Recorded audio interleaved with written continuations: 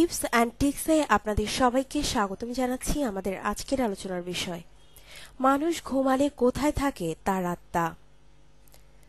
মানুষ যখন ঘুমায় তখন তার আত্মা কোথায় থাকে কেউই জানে না। সে কখন ঘুমিয়ে যায়, আর ঘুমের মধ্যে যে আলাদা জগৎ সে সম্পর্কেও মানুষ অজ্ঞ।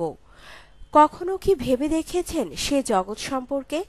আজ আমরা জানব কোথায় থাকে মানুষের আত্মা। বিভিন্ন ধর্ম আর বিজ্ঞান অনুসারে নিম্নে তার যুক্তি দাঁড় করানো হলো।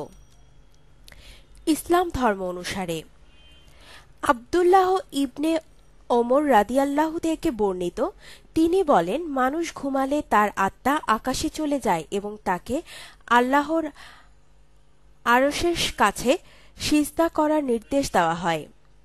যে ব্যক্তি পবিত্র অবস্থায় ঘুমায় তার আত্মা আল্লাহর আরশের কাছেই সিজদা দেয়, এবং যে ব্যক্তি অপবিত্র ছিল তার আত্মা আরশ থেকে দূরে সিজদা দেয়।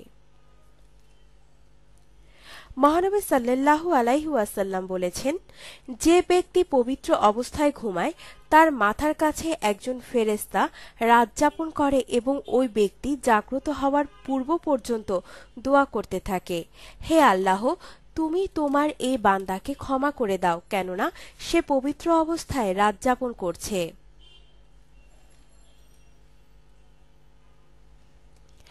অর্থাৎ এ থেকে বোঝা যায়, ইসলাম ধর্ম অনুসারে ঘুমালে মানুষের আত্মা চলে যায় আল্লাহর কাছে। ঘুম থেকে জেগে ওঠা মানে তার আত্মাকে আবার দুনিয়ার বুকে ফিরিয়ে দেন আল্লাহ, আর ফিরিয়ে না দিলে সেই মানুষটির ক্ষেত্রে ঘটে জাগতিক মৃত্যু। খ্রিস্টান ধর্ম অনুসারে খ্রিস্টান ধর্ম প্রায় একই কথা বলে। বাইবেল মতে মানুষ ঘুমানোর পর তার আত্মা স্বর্গে চলে যায়, কিন্তু আত্মার সাথে তার দেহের সম্পর্ক থাকার কারণে একসময় ফিরে আসে আত্মা, আর ঘুম থেকে জেগে ওঠে সে। বিজ্ঞান কি বলে? আমাদের মস্তিষ্কের একটি অংশে স্লিপ সেন্টার বা ঘুমকেন্দ্র নামের একটি জায়গা রয়েছে। সারাদিনের ক্লান্তি শেষে যখন বিশ্রামের প্রয়োজন হয় তখন সেই ঘুমকেন্দ্রে প্রবেশ করে ক্যালসিয়াম, আয়রন, আর তখনই ঘুমের উদ্রেক হয় আমাদের। ঘুমের সময় মস্তিষ্ক থাকে বিশ্রামে। ঘুমের বিভিন্ন পর্যায়ে আমরা মুখে মুখে হই স্বপ্নের। আত্মা সাড়া দেয় সেই সকল স্বপ্নের ভেতর।